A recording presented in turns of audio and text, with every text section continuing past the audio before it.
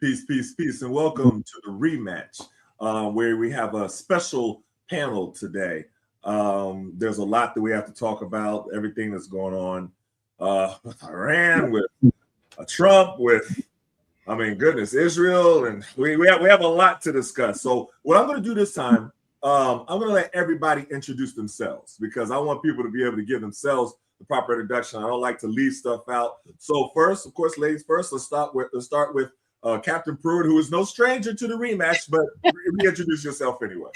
Hi, everybody. My name is Sonia Pruitt, retired captain, Montgomery County Police, the first Black woman to become captain of that police department.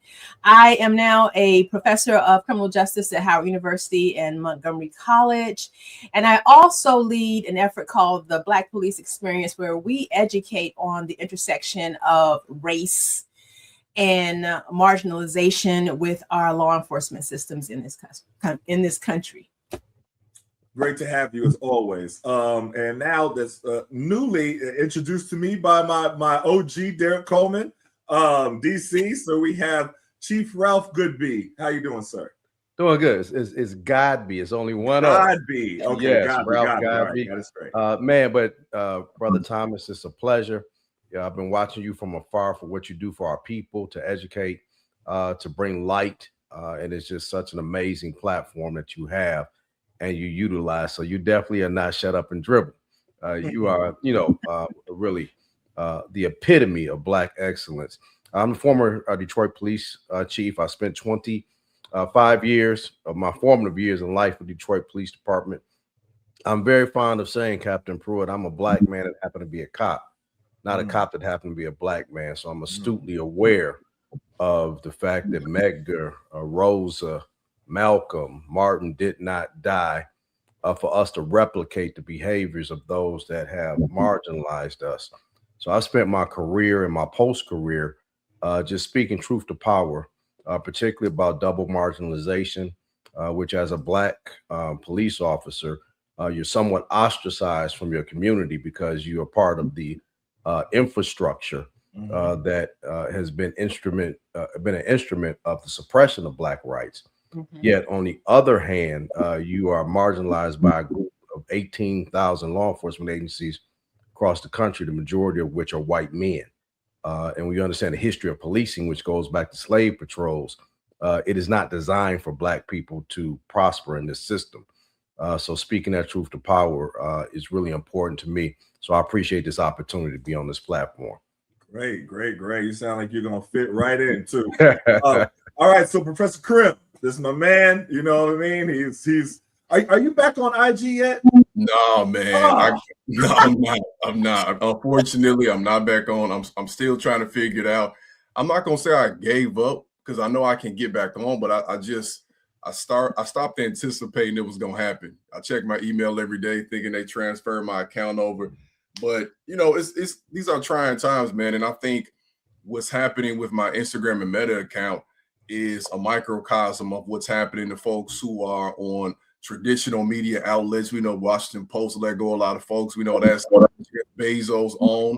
I was talking to my brother Consciously, I think that was a week or two ago, about how his TikTok account was up for being banned too because of the content that he was discussing, which is the same content he's been building his platform on over there for nearly 7 years at this point. Right. I don't think any of this is a coincidence, which is why spaces like this matter so much, and which is also why spaces like this in person are even more important now, because we are being monitored anyway. So with that said, for everybody who is new to my work, my name is Mr. Ernest Crimm III. I'm a former classroom teacher turned public teacher of Black history and overlooked historical narratives. I share these stories for the purpose of empowerment, education, and of course to help us create equitable systems. And I exhaust every medium I can to teach our history, whether it be social media, writing. I'm dabbling with even filmmaking now, speaking engagements and consulting. So whatever I can do to help us reimagine and have a better understanding of who we truly are as people, so we can create a better future for ourselves. That's great. Well, much respect to all of y'all. And thank you coming on the rematch on Fly TV. All right, let's jump into it because we got a lot to discuss here. I don't even know where to begin. Captain Pruitt, this I didn't really see this attack coming. I heard him mention it. I watched the State of the Union, so I've heard the dog whistles, and you heard the little things here and there, and it's just, but the actual attack, the bombs, to combine forces with Israel, and this there's so much that is wrong with this. Like I said, I don't even know where to start, but I'll let you start, because I'm gonna start talking and I'm gonna just keep going. I want to closer to you. Break it down. Everything that is wrong with this from the beginning. I'm gonna just add my little 2 cents, but that's why I put my hoodie on today, because my heart was just like, it's freezing up in here. Oh my God, what is going on? That we were taken by surprise. I don't know that I was taken by surprise. I mean, we like to do stuff under cover of darkness in our country, and and we especially hide those things that we think people are going to object to, right? I feel like this might have been a long time coming, and what I'm also disappointed in is that today I turned on the television to see who's going to give a statement. I saw the guy over at the Department of Defense being rude and dismissive, as though the people in this country don't deserve an explanation, right? Which is scary, right? We already know in what direction we're going in, but that just undergirded my feelings, and probably you all's feelings, that they don't want us to know. They don't feel like they even owe us an explanation, right? And so that, along with all the other things that I'm sure we'll touch on today, is what I'm most concerned about. There's a way that I wasn't the star student in civics class back in the day, but I learned a little bit, and there's a way that things are supposed to happen. You're supposed to have congressional approval. You're supposed to have rules of engagement. You're supposed to avoid citizens that don't have any, and they bomb children, which is straight out of the Israel playbook. But there's no. How does it look to the world? What does it say to the world that U.S. and Israel don't have to abide by any of the rules that they demand that everybody else abides by? Like, what kind of hypocrisy is that? Chief, what are your thoughts on that? Man, Etan, you have said a mouthful. It's disheartening on so many levels. First of all, the underplay for the overplay. We are not talking about Epstein. We're not talking about a piss poor economy. We're not talking about ICE moving in ways that are unconstitutional, immoral, and simply wrong. We're not talking about so many different issues that have surfaced to make the midterms almost a guarantee that Democrats are going to take over. And then Netanyahu has played Donald Trump like a fiddle. If you go back through history, and you can go back probably 20, 25 years and find multiple speeches from Benjamin Netanyahu saying that Iran is on the brink of developing a nuclear weapon. You can go back to Condoleezza Rice and their false narrative that took us into an Iraq war, even though they at least had the good sense to play the American people and get Congress to be co-conspirators in those lies. But this administration is so bold. And when we fell asleep at the wheel, when Kamala Harris tried to tell the entire world everything that has happened exactly as she said, shame on us, a pox on our house. Because what is disheartening to me is 80, 90 million people consciously over 3 different election cycles purposefully went into a booth knowing he's a racist, knowing that he's an isolationist, knowing that he's a misogynist, knowing that he's a rapist, knowing that he's a pedophile and a protector of pedophiles, consciously said, I don't give a damn, and still voted for him anyway. When people say that's not America, well, who is it? Because 2 out of 3 elections in 12 years, America definitively said, this is who we want to lead us. You are who you choose. you know, I think it was the late Denny Green said, "You are who you espouse yourself to be is exactly who you are." And for anybody to expect that there was going to be a different outcome, that's the definition of insanity. Do the same thing the same way, expect a different result. You know, it's unconscionable. And you know, I applaud you, but these independent platforms are going to be so important because the media has been completely compromised. Washington Post, Jeff Bezos. You look at the recent acquisitions with Warner Brothers, and how now CNN is going to be on. One person is going to dominate the news cycles and the spin that is put on media. So between Fox Propaganda Network and what's going to happen now, if not for people like you, Etan, and others that are willing to speak truth to power, we're going to be in trouble. We're going to be in big trouble. Yeah, that's absolutely right, because they're not going to be able to speak it on the mainstream platforms. They're going to be absolutely. They're going to be pulled, and it's all systematically done. And it's amazing to me how this is really out of the Hitler Nazi playbook, like to a T. And all the times when people make that comparison, you know, people are like, oh, wait, you can't compare him to Hitler. That's too much. We can't. Like, he's following the entire script. He's trying to controlling the media, controlling the education, controlling what you're even being shown. He's telling you blatant lies. He's like he's rounding people up, putting them in little concentration camps. You know, he's the way that he's using ICE. We could just go down the whole list. He's following the script verbatim. So this is something that interesting. Professor Crimm, help me out with this. You know, there's still a lot of Black people who are still supporting Trump. And I don't understand it. Like, I see them on social media. Like, I posted the other day, it was a poll. And, you know, these polls, I don't, necessarily know who they're polling or how accurate they are or something like that. But it basically said, the approval rating of Trump amongst African Americans.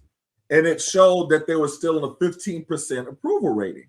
So I posted it. I was like, who the devil are these 15% that are still supporting this cat? Yeah. And so and that's the interesting part of the different platforms. On Facebook is one thing. On Instagram is another thing. Everybody was like, yeah, I don't know who these cats are. But then on Twitter, it was a whole lot of cats that were like, yeah, I'm the one supporting it. Yeah, I'm this. And I was like, I don't understand, y'all. Like, help me understand, like, what is it that you're supporting? Why are you still holding on? I'm just talking about for Black men. What do you think, Professor Crimm? Well, first off, you got to be very wary of Twitter, man, because I don't know if you saw, some of those stories that came out about people who start those pages and they be, creating all types of issues here, but they are actually in other countries. They might be in Eastern Europe. Some of them might be in Africa, but they understand the way this mechanism works here. If you can get a lot of people to follow along and you can post incendiary content, you can get paid for the platform, which is wild. Gotcha. But it's still true, though, because there are some of us who still support. And the only thing I could think, well, first off, I got to say, not being on Instagram, of course, it's been unfortunate for this time, but my mind is very clear. So I don't see a lot of this nonsense. I'm very grateful for that. So I'm able to digest news from afar without people yelling and screaming and the nonsense that you've been coming across with this. The only thing I can really boil it down to is two things. One, there are some hardcore conservative folks in every community, and we have people like that, hardcore conservative, hardcore Republicans who are not going to back down for their support. But I think a large percentage of that has to still be that cognitive dissonance of anybody who still supports him. He's harming.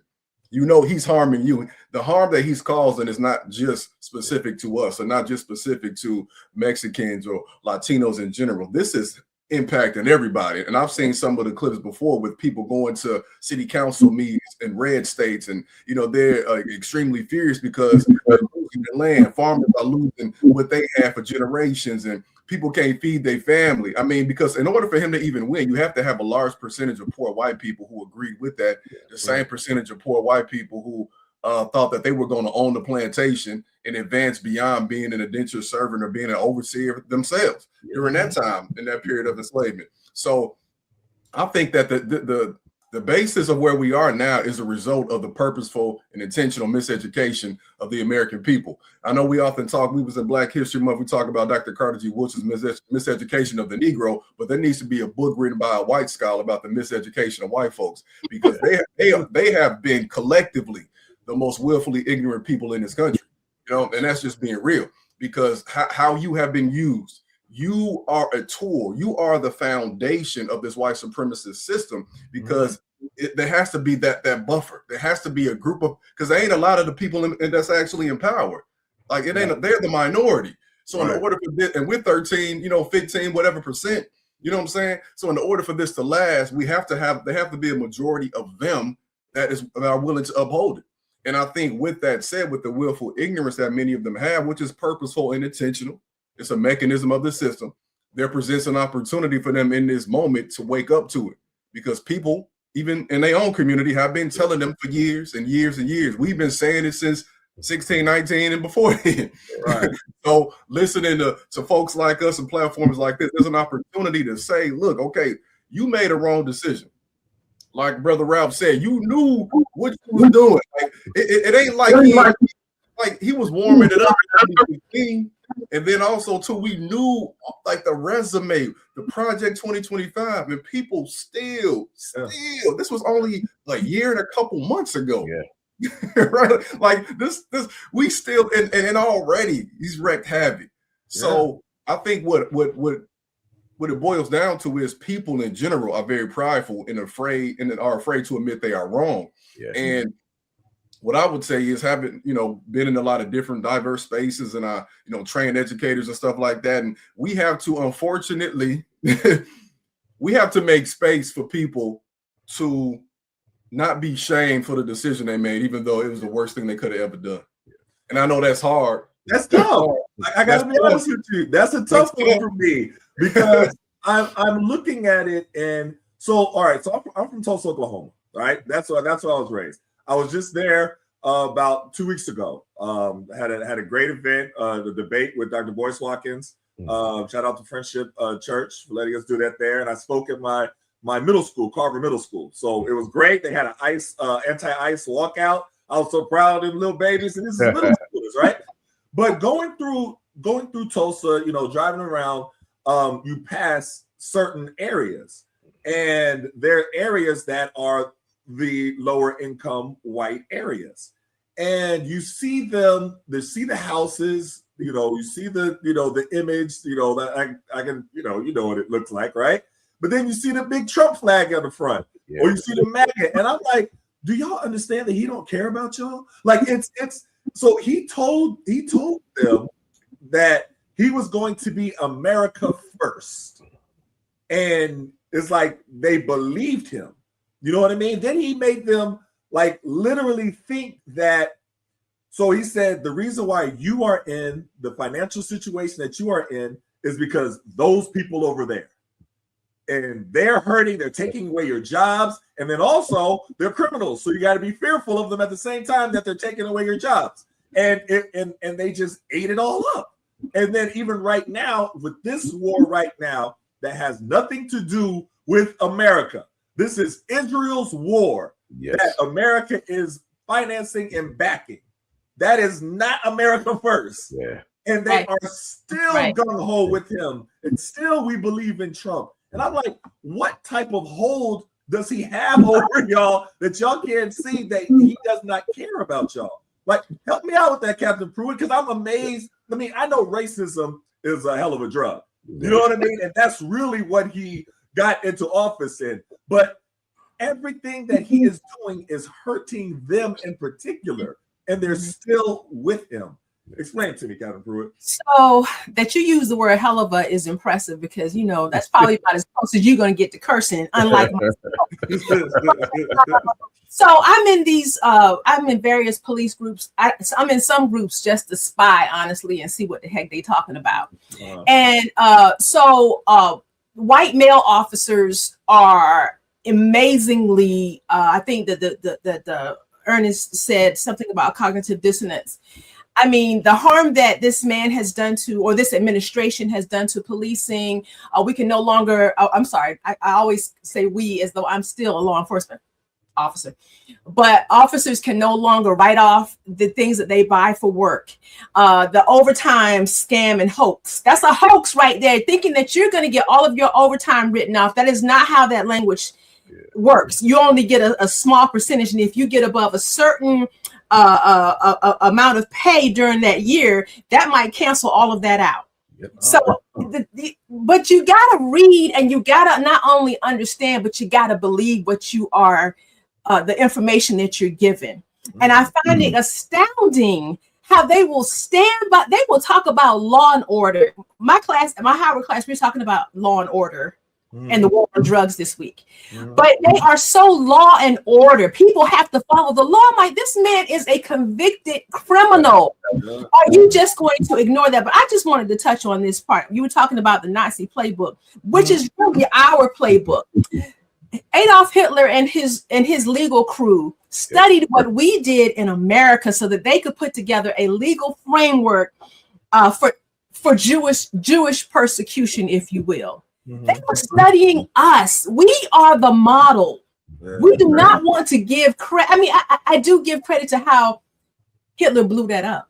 But let's not take us out of that equation. Out of that equation. We were very responsible for that. And the last thing I'm going to say is, as we are talking about this war and all the other things that we're touching on, let's not forget how law enforcement is being used right now. It is a setup for taking away our civil rights. The Fourth Amendment has just been totally crushed. Okay, this is intentional. This is an intent. And let me say this, Chief, what is it, 287G? Whereby police departments go into have a partnership with the federal government agents, right? So that they can work like those agents on their behalf. And Chief can probably speak to the problems that come with that. It's not just immigration. It's who are you loyal to? Are you loyal to the police department that you work for? Are you going to be loyal to these government agents? And there are police departments and sheriff's departments that are pissed off, especially in the state of Maryland, when their states are passing legislation saying we are not going to enter those partnerships, because there are officers who want to be part of that. They want to be able to stop people without advising them of their rights or acknowledging their Fourth Amendment rights. They want to do that. This is a dangerous path that we are going down. It's extremely dangerous. And Etan, if I can add to what Cap is saying, the reason why it's so dangerous on so many levels is because if you federalize policing, which is what they're trying to move towards, surreptitiously, that's what they have done, because there are no more pattern and practice investigations. The consent decrees and memorandums of understanding that were in place, Michael Brown, all of those were canceled. So while we were kind of asleep at the wheel as a country, as they wiped all of those pattern and practice investigations out, nobody said a thing. It's not going to be a problem until the next George Floyd. It's not if, it's when. Now, it's interesting that when two white people get killed in Minneapolis, and which was egregious on so many levels, they were murdered. Let's not even play games with what happened. They were murdered. There was no due process. There was not a demonstrated need on any objective platform for the use of lethal force with Rachel Good nor Alex Pretty. Now it's an issue because it happened to mainstream America. We've been telling folks all along, this is the way policing is. And that's how it's been in Black and brown communities.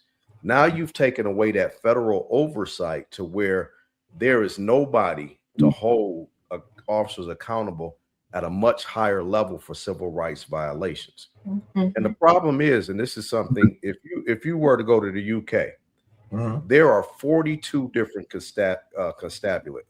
constables or constabulary police forces. In the United States of America, there are 18,000 disparate law enforcement agencies, which means that's 18,000 different chiefs. That means it's 18,000 different governing structures. That means it's 18,000 different use of force continuums. There are 18,000 different mechanisms for enforcing policy and procedure. The problem with that is you could have a great chief like Ralph Guideby. You could have an excellent captain who's a trailblazer like Sonia Pruitt that is standing up for their people. That works in Detroit. But when the citizens of Detroit have to drive outside of the city limits of Detroit and drive through the suburbs, they don't play by the same rules. Right. So as you move across the country, now any little bit of cover we had from federal oversight is completely gone. It's wiped out. And as Cap said, search and seizure, no more. Warrant, being able to just go into people's houses without a judicial warrant, it's no problem at all. And nobody's checking this administration. And the Supreme Court is bought and paid for. They're sitting on their hands. They've given him approval to do so. And they've given him immunity from any kind of prosecution post-presidency because of what he does in the scope of his duty as president of the United States. The script was written in Project 2025, and they're carrying it out absolutely to the letter. And it's going to be to the detriment of Black and brown people, but also poor people. And this is why we need our modern day Fred Hampton. The reason why Fred Hampton was so dangerous because he had the audacity, he had the unmitigated gall to go into areas of white supremacy by thought and theory. But the people were poorer than any Black person that he could even deal with and have a conversation, say, look, we got much more in common than we have going against ourselves. That's why Fred Hampton was so dangerous. He was mobilizing those that, because it's always, and Brother Ernest talked about that, it has always been about taking a lower class white who is a part of the working class and making them feel that at least you're not those Black people. Right. You are better than them, and you can be me one day if you just work hard. If you just keep your nose to the grindstone, you can be me, but they can never be me. So, Brother Crimm, I don't mean to put this mantle on you, but you have been a Fred Hampton type because of your education and because of you speaking truth to power in a way that allows people to understand how nefarious this game is. This is not for the weak.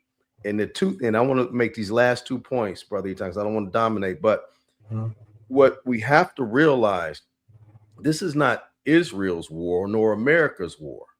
This is Netanyahu's war, and this is Trump's war. And the two things that they have in common is Benjamin Netanyahu, the very day that through parliamentary procedures, they have an election to replace him, he has indictments waiting for him. And Donald Trump ran for re-election to escape federal prosecution because he had indictments against him. And if the two of them are together and they can keep war going, you damn sure they're gonna keep doing it, because it's not about Israel, it's not about Palestine, it's not about America, it's not about Black, it's not about white, it's about unmitigated power between two men that are ill-equipped to lead either one of these nations. Well, let me ask you this, President Crimm, on that note, because my question is, where is Congress in all of this? Why don't I hear them shouting from the mountaintops that this is not the way that things are supposed to be going? And this, I just saw where Senator AOC, and I gotta say much respect to her, she's calling on Trump to step down, and she's warning if he refuses, the consequences will be severe. And she says Congress is prepared to move forward with impeachment. Now, I haven't heard anybody else from Congress say anything like this. But I've heard it, so it's kind of whack that they kind of put her out there for her to say it if that's the way that it works. But Congress, I'm like, where are y'all? Like why have I not heard from every single person in Congress, no matter what side you are on? Like, this isn't even a Republican Democrat issue anymore. Like that should be pushed to the side. This is just right and wrong. This is just legal and illegal. This is like against U.S. policy and everything that we learned in civics class as far as how things are supposed to happen. Professor Kim, talk to me about that. Why are we only hearing from one person who they push in the front? Is she the only one that has the, what I mean? Gall and the courage to be able to say something, or what is going on right now? Man, the vast majority of them are just ill-equipped to deal with this moment. This they didn't sign up for this. like being real, we know where AOC came from. We saw that come up. We saw how she got involved and how she was coming of age during like Bernie Sanders campaign and stuff like that. And I think within every generation of elected officials, you have those that get involved due to their radical policies and their willingness to really want to fight for the people. Every generation has those. I mean, Jesse Jackson ran for president 2 times because of that. He wasn't a politician. He was for the people, but he wanted to get in that position of power to help. Like we don't have the vast majority of us on either side. Like they are not in there for that. They didn't get involved for this. They got involved to really, to have power. They got involved with it for the same reason that Donald Trump probably did, to that position of power. Like to be an elected official, you either, to me, are doing it for the people or doing it for your own ego, because you become the most important person in that jurisdiction. You have power every 2 years, every 6 years. You get to make decisions. People look at you as that person. And I think one of the biggest issues we have here in America is this idolatry, man. Like the way we deify people. You can't convince somebody who's within that cult of Trump to vote differently because they didn't vote for him truthfully just because of the policy. It's because of what he represents to them, especially for a white male. He represents white male domination, white male heteronormative supremacy. He represents really going back to the people he admired, Andrew Jackson. And of course, we've had presidents like that in the continuum, but his is an explicit nature. And they see a brand of masculinity that they admire, truthfully. And again, when you in a cult, nobody can pull you out. You have to come to that realization yourself. And when you engage folks, to your point, brother Ralph, like you can, for me, I can only give you information. I'm not even going to try to convince you. I'm just going to tell you what it is, and then you make the decision yourself. Ironically, I was in community with Chairman Fred Hampton Jr. this weekend. We had a conversation at a Black History Month event. And one of the things he said to me that was very profound about his father was like, he said that his father, of course, was a revolutionary, but he said that what we have now is a lot of reactionaries.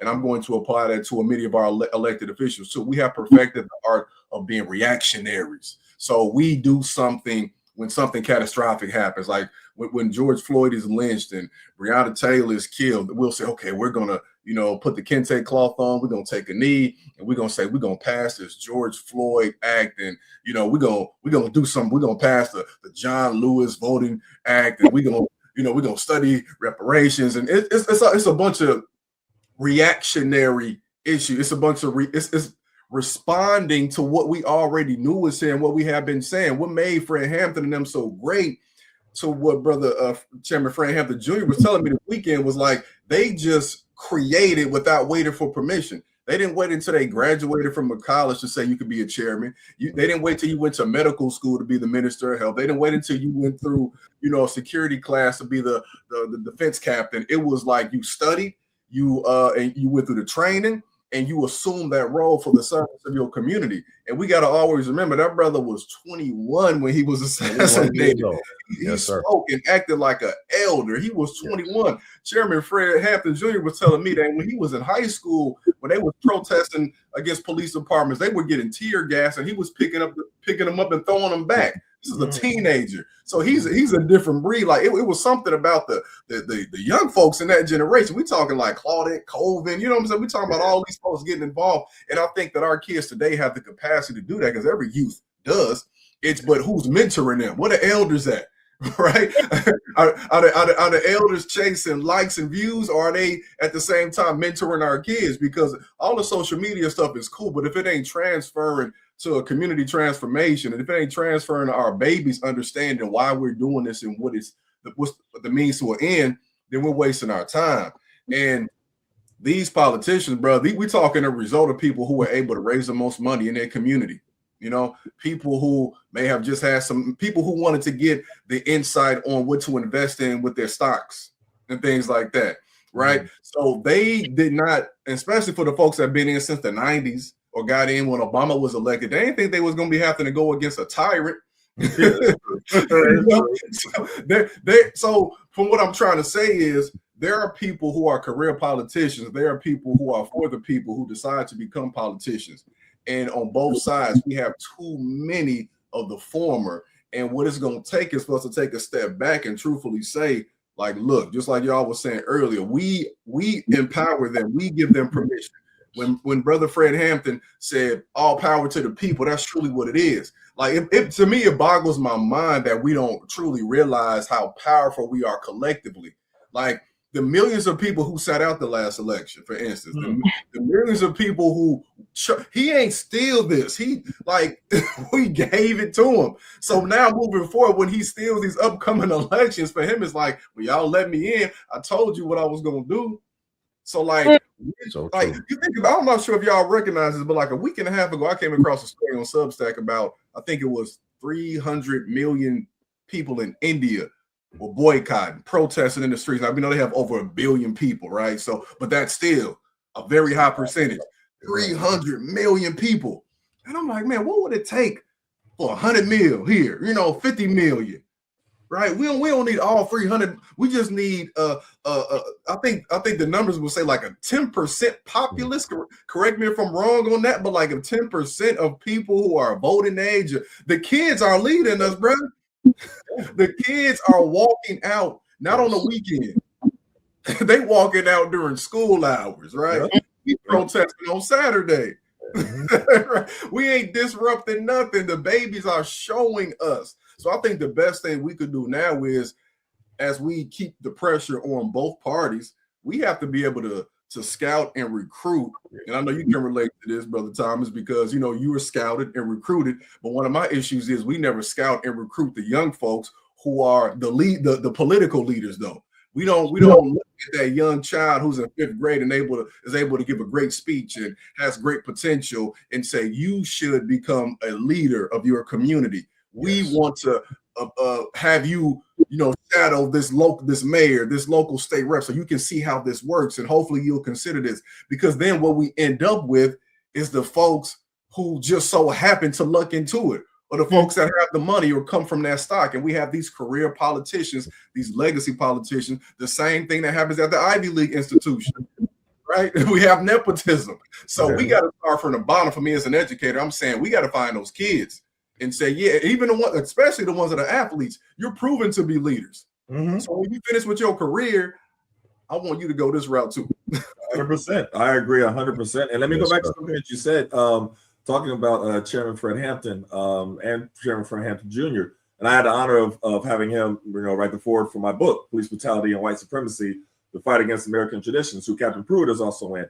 And one of the things that he always stressed is what his father was always pushing for was linking people in groups of people that you all have a common enemy here. So you might be over here, you're the young lords, you know what I mean? And you're localized and you're talking to each other and you think, but you have the same enemy that the Panthers have. And you have the same enemy, and he would call it the hillbillies. You know what I mean? And then the young patriots. And all the same enemy. And it's so there is such a concerted effort to keep us apart.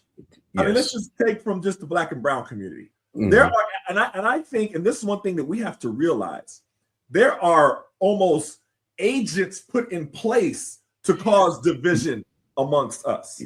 And when you see those different people, and I did notice this, Professor Crimm, that would always jump on when Black people are talking about something with ICE, and they're like, oh, we have our own problems. Oh, we don't have to worry about that. Oh, they voted for this. All that, and you're looking back, so you go back and trace, all right, who are these people that keep saying this? And you're like, oh, this is a bot.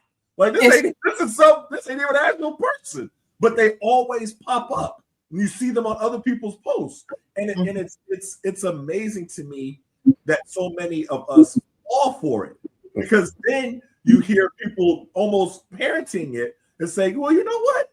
They didn't vote for this. Why are we out here protesting for them? And it's like, it's not for them. he feels the same way about us, that like they're using the techniques and stuff like that ICE is using, that the police have been using on us. Like this, yes, it's not like their problem and it doesn't affect us. It's the same problem.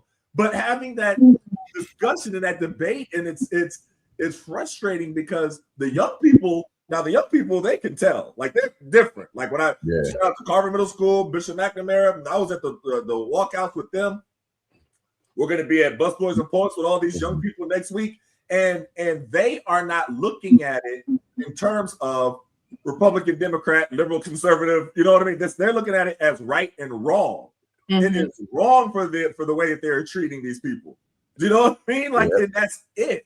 And that's the part where, I posted this the other day, and I was like, what happened to that whole? And this is y'all feel a different way. Feel free to disagree, but this FBA crowd that we saw during the elections, and they were just like, well, Kamala Harris, her dad is Jamaican, and her grandparents is Indian, so she ain't black, so we can't support her. I was like, what? Wait a minute, you going back to her grandparents? I was like, what does that have to do with anything? And my family's from Grenada. You know what I mean? Sir. So we are really drawing the line in the sand of if your grandparents are from the Caribbean, or like that's what we're doing. And they popped up everywhere. Tariq Nasheed and all these different people. I've been debating with Boyce Watkins, but he was doing some of that as well. And it's just this division. And then I just saw people buying into it. Like, okay, yeah, well, where are they from? Are they FBA or not? Well, if they're not FBA, then we got to look at them as differently. I'm like, are you serious? We're all black. You think Trump cares where we from? We are black. That is it. Like, it don't matter. Black is a whole nother, what is blackness and people, tearing that apart. That's a whole nother conversation. It's divisive on so many levels, Brother Thomas. And, I think the thing is, we've just gotten so comfortable. And what I mean by that is, we don't really struggle at a level that Dr. King struggled, Ralph Abernathy, John Lewis, and you've got a generation of folks, and we haven't bridged that gap because Black people are storytellers, and we've stopped telling the story.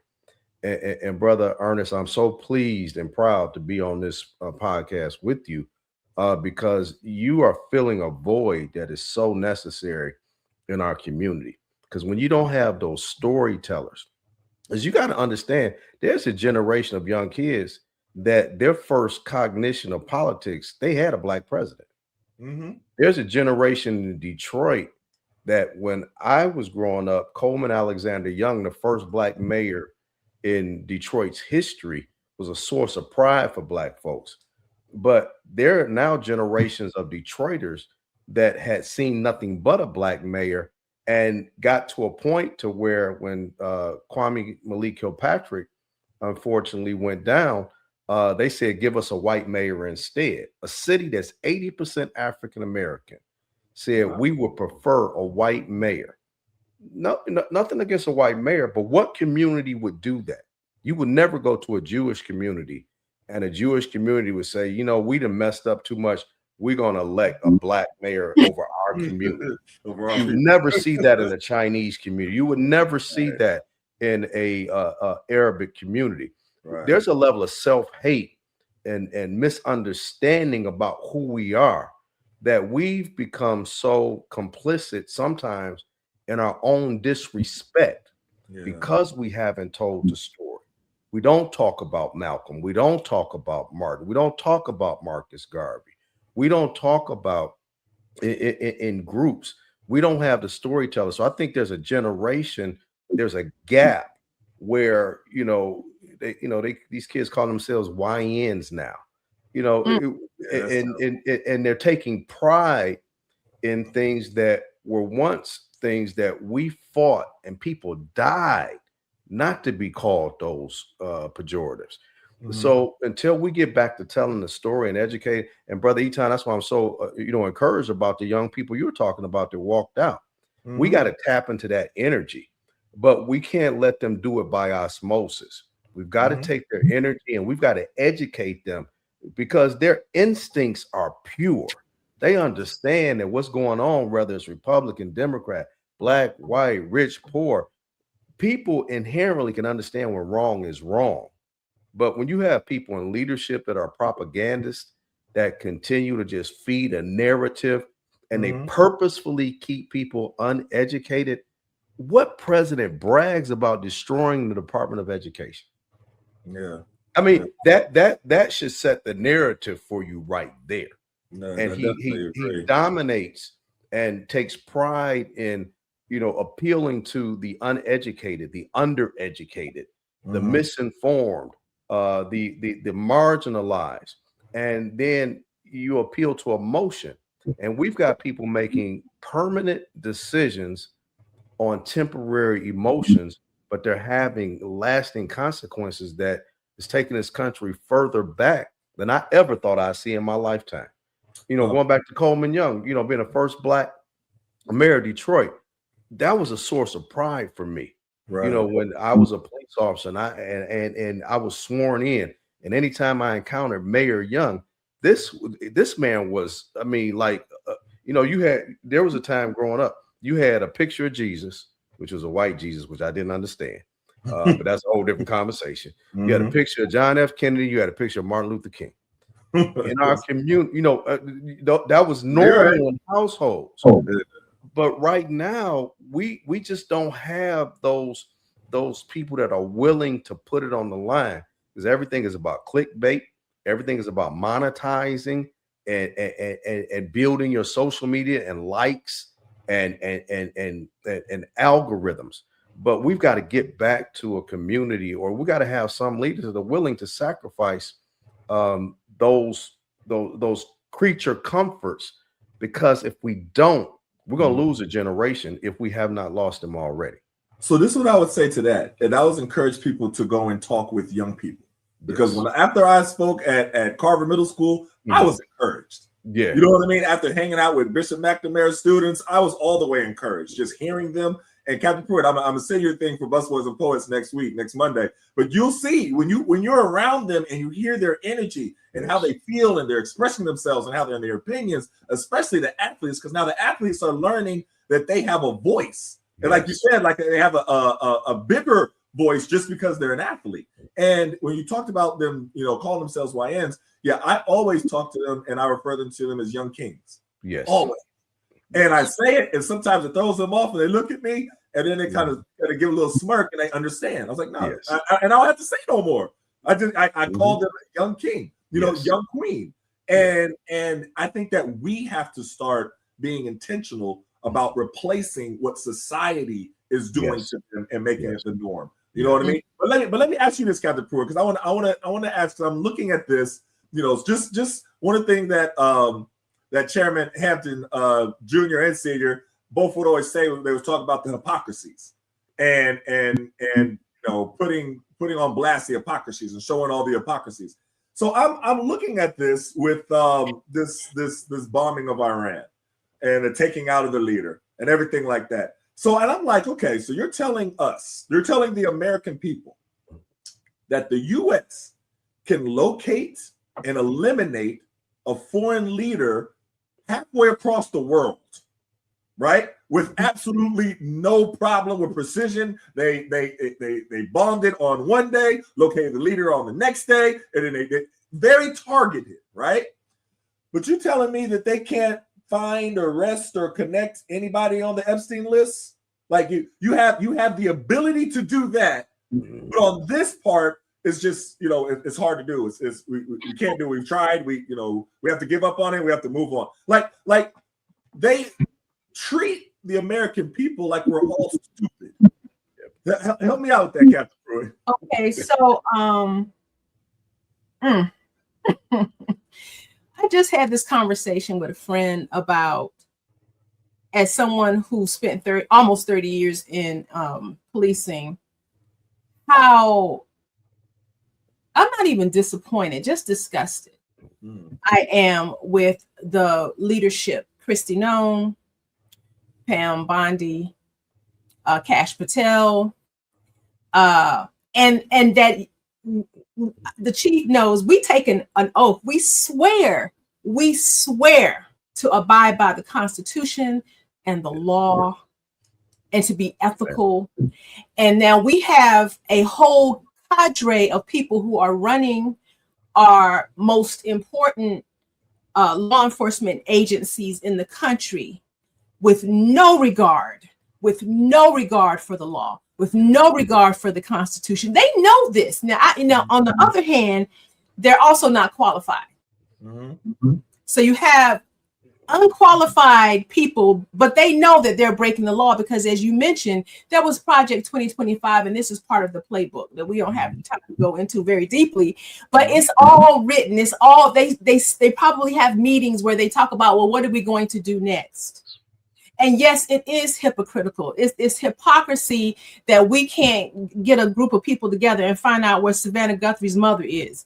It's hypocrisy that we have a whole we have dozens of victims of Epstein, and that those investigations are not going forward. And not only that, but the information that we have is being kept from us. When you said that you were going to release it, the law says that you should release this information. The policy says that, and we are not seeing that. I want people to know that this is not okay. And anybody out there who is in law enforcement and you are okay with what's going on, you ain't okay with me. Right. Okay, right. You have got to know that this is wrong. But again, it's part of the playbook. It's part of the process. It's part of what we are being led to believe is okay. And we have to keep saying that it is not okay. You know what? I just want to follow up on the young people. Mm-hmm. Maybe a couple of years ago, right after George Floyd was killed, and we were talking about George Floyd, I didn't get a sense that some of my students really had buy-in as to why that was a moment in history that we really should pay attention to. This year, I swear I got a classroom full of revolutionaries, which is perfect because Howard breeds revolutionaries. We talked about that. Here are the revolutionaries that were part of the Howard educational system. These are the people who took over the A building when they did not like how the administration was treating them. You are a revolutionary. We talk about that. This is what I expect from you. If you ain't acting right, I'm gonna pop up like the Kool-Aid man and shake you and tell you that you have a responsibility to this community. I love what you said about being in the ears of our young people, because it's got to be them that moves this thing forward, who has to fight for our freedom and for justice. I definitely agree. I definitely agree. Professor Crimm, I wanted to ask you about, one of the things that is hard for me is the lack of humanity when you're looking at death. And there's certain things that and this is just as of this morning, so it'll be more by the time, this comes out. But as of this morning, the death toll at the girls' primary school that Israel and the U.S. attacked in Iran, it was 148 dead and 42 wounded. Most of these killed were between the ages of 7 and 12. Now, you have an entire demographic that will look at that and say, oh, these were Iranian children, and not blink an eye. Had that had been white children, American children, Israeli children, then it's a big catastrophe. Then it's, this is terrorism to the utmost. This is, it's an 11-year-old Palestinian girl at this camp that I went to called Seeds of Peace Camp. There's an amazing camp. They got people from conflict situations, conflict countries, like Israeli kids and Palestinian kids, and had them try to work together and play together. And they had athletes come there, and they had these breakout sessions. It's an amazing camp. But this young Palestinian, she was 11 years old. Her name was Safar. And she said something to me that has stuck with me for all these years. She said, terrorism is in the eye of the beholder. And I was like, wow. She was like, to Americans, everybody else are the terrorists. How do you think that we see America? And I'm looking at a situation like this, where you have all of these little kids killed and people not blink an eye. Like they not even be fazed by it. And you see that as normal when you're looking at these past 3 years of the genocide, and you see in the rubble and all these terrible images of these Palestinian kids, and America be like, well, you know what I mean? We'll talk about October 7th. What happened on October? Like, wait a minute, these are kids. They have nothing to do with this. Why are you even making that first? Like the lack of humanity. Talk to me, Professor Crimm, about where do you start from if you're not even looked at as a human being? You know what I mean? Like that's the beginning part. That's the, you know what I mean? You're starting from that point. Yeah. I mean, and you could go through how they're treating the you know, the Spanish brothers and sisters with ICE, how they've been treating us for decades, how they, you know, we're all linked in the same viewpoint of not being human enough to care. You know, like the Matthew McConaughey movie, Time to Kill, when he had them all close their eyes and say, now imagine that she was white. They're like, oh, now we get it. You know what I mean? Like that was so indicative of how so many of mainstream America think. I won't say all, but I'll say so many. Help me out, Mr. Crimm. Yeah, man. I mean, it's reflective of one of the main pillars of this system is the dehumanization of everyone who is not white, Western Europeans specifically, man. I think about what you're saying, and what is not being communicated is what they would say after is, well, but they're not white, you know, like, yeah, they died, but they're not us, you know. And I think about Isabel Wilkerson's cast. We have these ways of communicating in English, these euphemisms, to soften the very real intentions and ramifications of what some have started to say, which I love, is white narcissism, or, you know, white insecurity masquerading as supremacy.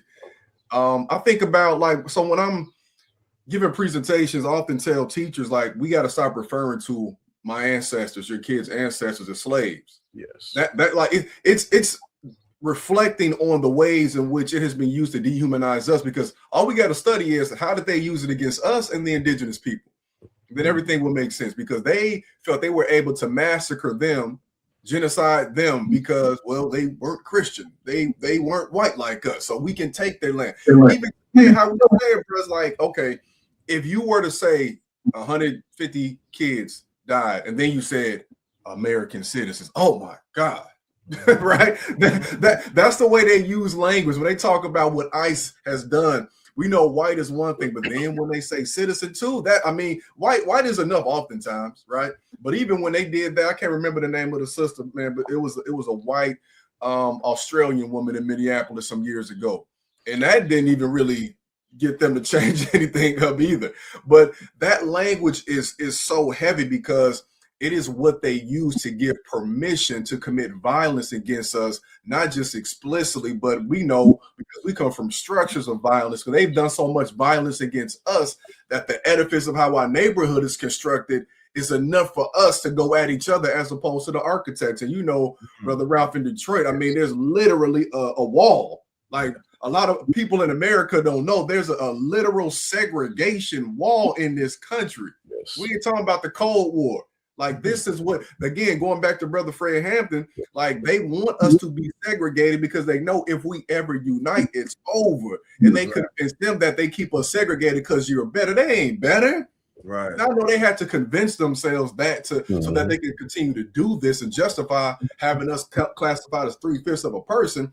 But truthfully, they understand that if we were to get together, especially on the political side, because sometimes we have more in common with folks who don't look like us politically and morally, then it's a wrap, right? So when we're talking about even enslavement, right? So we're talking about the period of enslavement. When we say slaves were free, we got to be very clear, because slaves can't be free. Black people were enslaved. Black people have a longer history of freedom in this world history than enslavement, right? When we talk about Jim Crow apartheid, that even softens it. I started saying apartheid, I'll say segregation too, but even Jim Crow, people don't even know that was a minstrel show character. Minstrel shows were the #1 form of entertainment in this country. Minstrel shows were the permission to dehumanize, the permission to lynch. When you see us acting a certain way with a white person, as if we are less than, buffoonish, then when you see us in person, then you think it's okay to sit around a campfire or picnic while our corpse is burning. So one of the phrases I started using, I put in this presentation, is not just Jim Crow, but the state's reinforcement of a racial caste order through segregation laws and violence. Yeah, it's not that sexy. It takes a long time to say it. That's what happened. Because Jim Crow segregation is like, oh, you just think of a minstrel show character. Oh, you just think of a water fountain. No, it's deeper than that. It was the same water coming through those fountains. Yes. They wanted you to know you are less than. You are an animal. And in fact, we care more about the dogs than you. When we talk about the war on drugs, racialized drug enforcement against Black Americans to reinforce a racial caste order. That war on drugs, it was on us. Right. It was on us and everybody else brown that was near us. Yes. So then you think about like all of that language. So that's why it's so important to see what's going on in Palestine and Iran, because when I was in the classroom, when I started studying this stuff more in depth, it occurred to me that everything they did over there, they do here. And in fact, they did it here first, but specifically with the technology, whatever technology they were using to massacre people will come back to us. I remember studying drone strikes and thinking how diabolical that was, right? You talk about terrorism, like these folks could kill folks through a remote control center, detached from the experience. And then in 2 years, you could buy them at Walmart. So like all we got to look at is what they're doing there, because it's going to roll back. These are the cycles we go through. And as long as they can convince us that those are just some brown kids, some Black kids, or some indigenous kids, whatever, or they're non-citizens, the further that we are going to sink ourselves into being the victims of that same American criminal enterprise system that keeps perpetuating itself. That's why people are screaming about Palestine, because we still haven't woken up to that. Right. That's what's happening. That's what's going to continue to happen, brother. And if we don't change that language, we can't even begin to humanize ourselves. To your point, from YN to YK and YQ. Right. And Brother Ernest, language is indicative of consciousness. So if we don't change our language, we're definitely not going to change our conduct. That's true. That's 100% true. So, man, the time is flying by. Like we can have this conversation, but I want to wrap it up. I want to ask this one last question before I let y'all go. Right now, we're in a situation where we have 3 more years of this cat Trump, which is amazing that all of this happened in 1 year. It's only been 1 year. Y'all know it's been 1 year. He's going to try everything in his power, and he's already said it, to affect the next election. Well, we can't have an election while we're at war. And it's so crazy because he campaigned on being the peace president, and I'm going to stop the wars. I'm not going to start wars and all that. What would you advise that we do for these next 3 years? How do we do anything as far as holding him accountable? For me personally, I look at Trump as a bully. He's a bully. You know what I mean? We've done a whole lot of talking about, like 50 Cent and all the stuff that he been doing. 50 Cent's a bully. I mean, he's it's entertaining. He's creative, talking about 50 Cent and his stuff, but he's a bully. So I'm kind of glad that T.I. kind of stood up to the bully. Like, we need people that are right now. It's like Jasmine Crockett, AOC, and like 2 other people who are like standing up to Trump. Yeah. How do we push these politicians to have some cojones and actually, you know what I mean? Like, they can't just let you have. If you let a bully be a bully, he's gonna keep being a bully. Yeah. You know what I mean? But you've seen, this has been depicted so many times where all the people join together and they say, we're not going to let you take our lunch money anymore. And what usually happens? The bully retreats. But it can't just be 2 powerful sisters here that are doing it. We need more. How do we get more people on board to stand up to the bully? Captain Pruitt. Okay. So I'm an eternal optimist. I don't believe in speaking into the universe what might happen. I believe speaking about what I want to see happen. And one of those things is to see people thrive and live. And I love that we touched on a bit about the humanity of just humanity, right? And so I have been talking to people that I know and love and my students about just getting prepared. I remember when one of my Howard sisters said to me, girl, we better start taking our birth certificate around. And I kind of poo-pooed her at the time. This was months ago. I was like, girl, ain't nobody going. But I do feel like we just in case. So I've been advising people, make sure your paperwork is in order. Make sure you got your birth certificate, your social security cards, your driver's license is good, because we don't know what's coming, right? It sounds stupid, but it's not. It is stupid, but it's not, right? You know, just be prepared. And I think that mentally we can't continue to be surprised when things go down. That we should at least my group of law enforcement social advocates, we've been talking about how to prepare people for what might come next. I think that is appropriate, but just not get too far ahead, because I am not willing to see ground in that way. I am not willing to say that there won't be a midterm election, although we had this man, I call him 1600, I never call his name. 1600 stood up in front of a microphone the other night and never, ever, ever uttered what was coming this weekend with Iran. He is good at it because I guess, he was already feeling, bolstered and supported by his minions. So we can't not think that there might not be something coming for the midterms. We might want to consider what that might look like so we can get prepared. So I say, just be prepared. I love that y'all were talking about continuing to talk to our young people and get them prepared too. I told them I'm gonna come and get y'all when y'all get in trouble. I'm gonna be sitting on the porch in a rocking chair and gonna mentor you and give you information. So those are the things I think we need to do in order to face what might be coming next. Got you. Same question to you, Chief Godfrey. What? Brother Etan, and I want to kind of go back to your Syracuse roots, because Mayor Dave Bing, who's a Syracuse alum, drilled this into me when he was in leadership in Detroit. And he told me he got it from Jim Boeheim, which drilled it into him. Proper preparation prevents poor performance. And heard that plenty of times. and knowing the agenda of MAGA, knowing the agenda of Trump, as Maya Angelou says, when somebody shows you who they are, believe them. And with the threats of voter ID, I think it's incumbent upon us, even if it's through nonprofits, we need to go back to Captain Pruitt's point. We need to make sure everybody's got a birth certificate.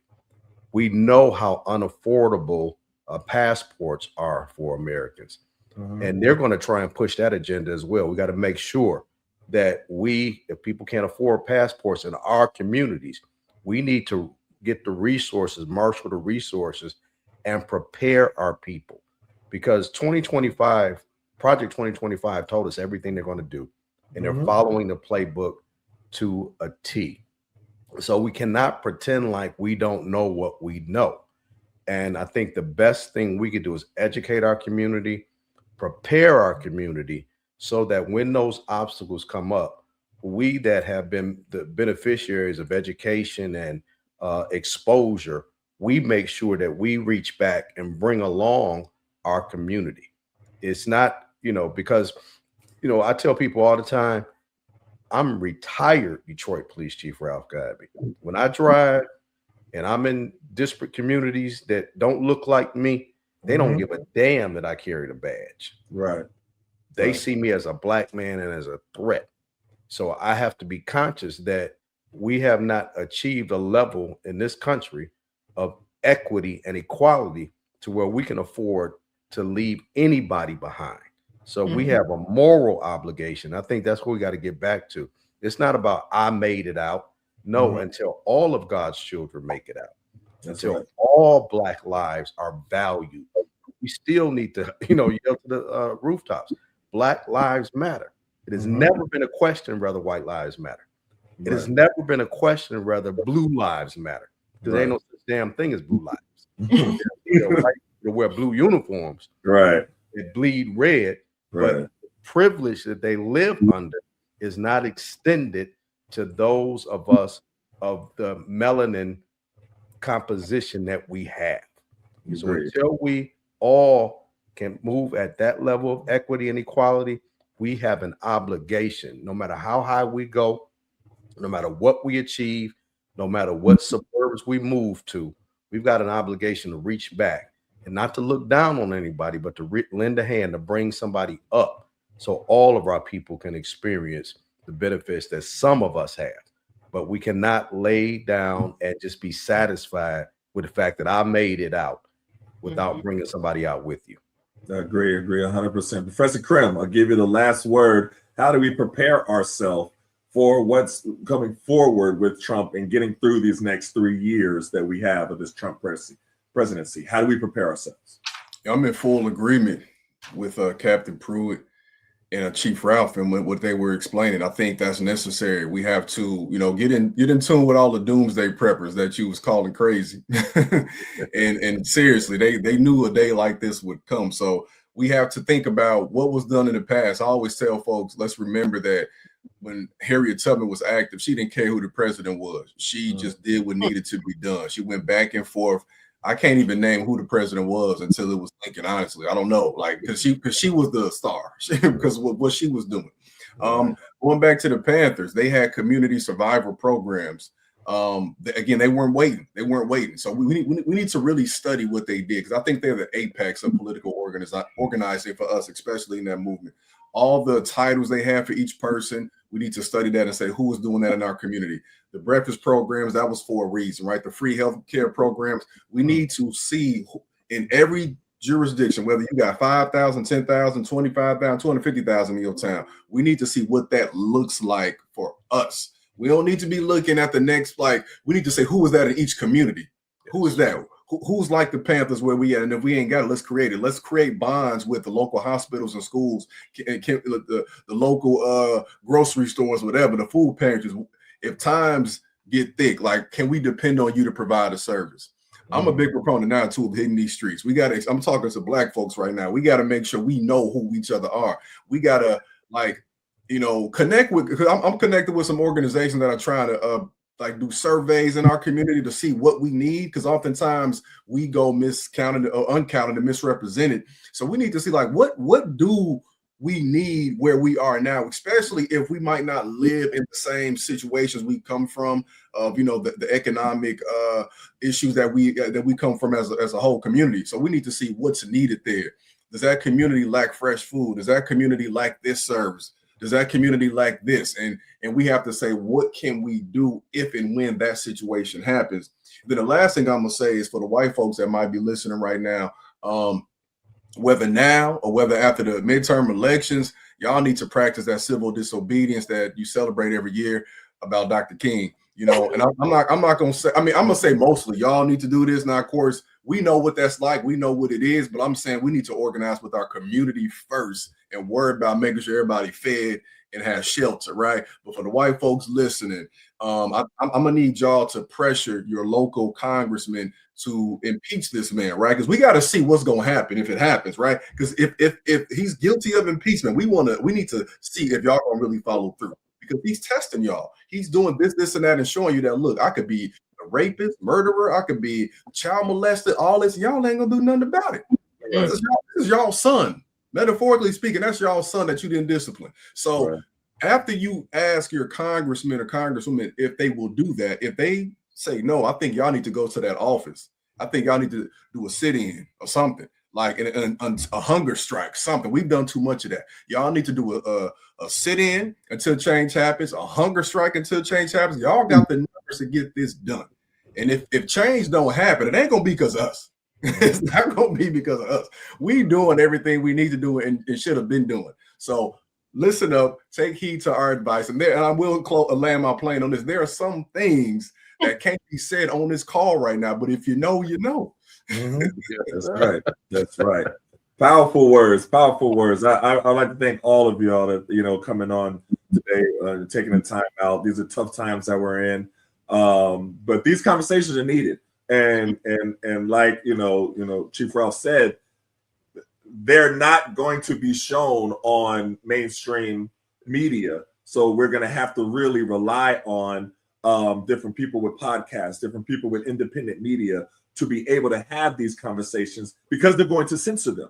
Yes. I mean, right now, Professor Crimm, we got to get you back on IG. The people need you and need your like Chief Ralph said, the storytelling, the education, the breaking things down. We need that. That I haven't really gotten on TikTok like that, but a lot of my young people are saying, listen, you got to do on TikTok what you're doing on Instagram, because it needs it over there too. So I'm gonna do some researching on that and figure that out. But no, we have to be the educators, you know what I mean, and have these conversations. So let me say again, thank you all for coming on, and we're gonna have to do this again because there's going to be a lot that we have to keep talking about, and we're going to keep connecting, doing different events. I really have a passion of going to, like with young people, whether it's high schools, middle schools, colleges, HBCUs, even PWIs. You know what I mean? The young people, the reason why Charlie Kirk went to high schools and colleges is because he was trying to get them and influence their mind while they were young. You know what I mean? And it was a technique that worked. Turning Point did that, and then instilled fear in the educators there. It was all systematically done the way they did, but we can do something else at colleges, but just with a different agenda. You know what I mean? Just with a different purpose. So I definitely want to combine with all of y'all with that. So keep doing what y'all doing. Y'all gonna be hearing from me some more because, like I said, you know, there's a lot of work to be done. So thanks again for coming on, and everyone have a good day. Thank you. All right. Peace. Mm-hmm. Peace.